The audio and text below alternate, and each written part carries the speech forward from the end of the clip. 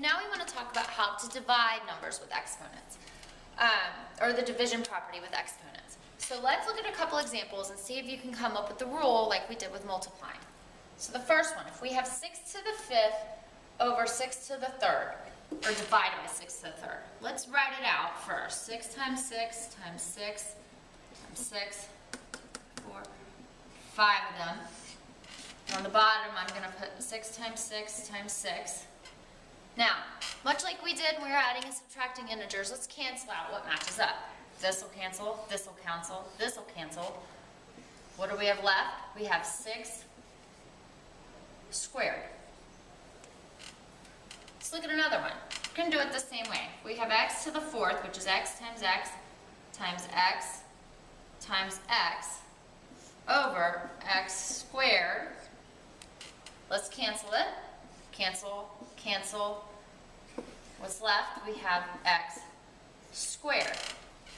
Are you seeing a relationship between the exponent in our numerator and the exponent in our denominator? Over here we had 5 on top and 3 on bottom. We had 2 in our answer. What do you do to 5 and 3 to get 2? We subtracted them. What did we do here to go from 4 and 2 to get 2? We subtracted. So our rule we need to remember when we divide with exponents is to divide with numbers or variables with the same non-zero base. So just like it was important when we were multiplying exponents, it's important when you divide exponents that they have the same base. When you have the same base, though, you can simply subtract the exponents. Or you look for the heavier base and leave that in the remainder. So if the one on the bottom happens to be heavier, you're going to end up with a denominator. We'll look for an example of that. Alright, so let's do a few. So here I have 10 to the 7th divided by 10 to the 3rd. So we know that means we're going to go 10 to the 7 minus 3. Let's get this up here. We learned that 10 to the 7th divided by 10 to the 3rd is equal to 10 to the 4th. You could also multiply that out. 10 times 10 is 100, times 10 is 1,000, times 10, we know that 10 to the 4th equals. Because since we had no variable, there was nothing stopping us. Let's look at another one. X to the 25th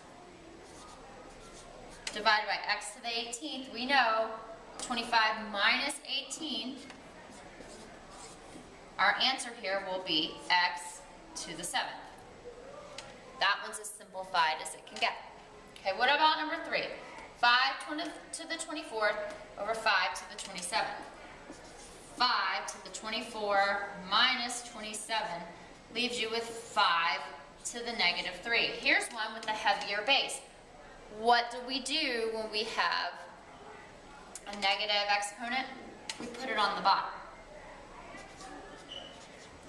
But we can also simplify this one. It would become 1 over 5 times 5 is 25 times another 5, 125. But remember, we still can't have the exponent up here. It's got to come down. Oh, look at this one. We have 3 to the 4th divided by 3 to the 4th. So same base. I'm going to do 4 minus 4. That gives me 3 to the 0. Anything to the 0 power is 1. Alright, let's do some more. Oh, I've added a coefficient. Just like when you multiply and you have coefficients, when you divide, you can actually divide your coefficients. So I'm going to do 12 divided by 3. I'm going to get 4. Because 12 divided by 3 is 4. Then I'm going to do m to the 5th minus, remember, if there's no exponent, it's an imaginary 1. So my answer here would be 4m to the 4th. And again, the way I got that, I did 12 divided by 3 and got 4. And then I took my same non-zero base, or m, and I subtracted the exponents, 5 minus 1.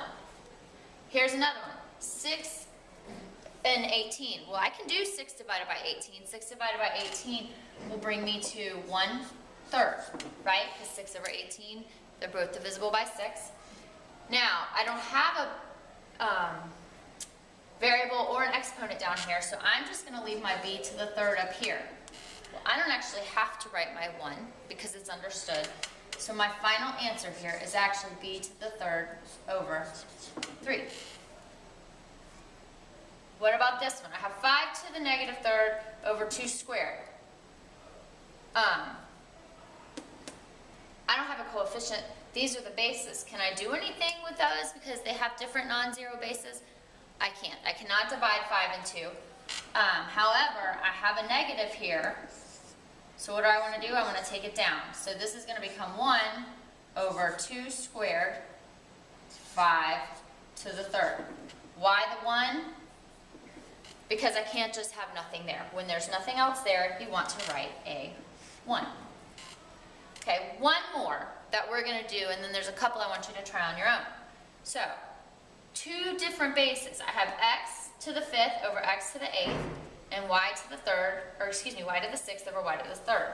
So I can do x to the 5 minus 8. It's going to give me x to the negative 3rd. And I'm going to do y to the 6 minus 3, which will give me y to the 3rd. So what am I going to do? This goes down. This goes up. Why? Because this was negative, so it had to be on the bottom. And as you can see, much like we did on number 2, or no, excuse me, number 3, the heavier the base was in the bottom. This one, 6 to the y to the 6 minus 3, 6 minus 3, it just stayed up top. So your answer here was that. Now you have 2 more in your notes. I want you to try those on your own.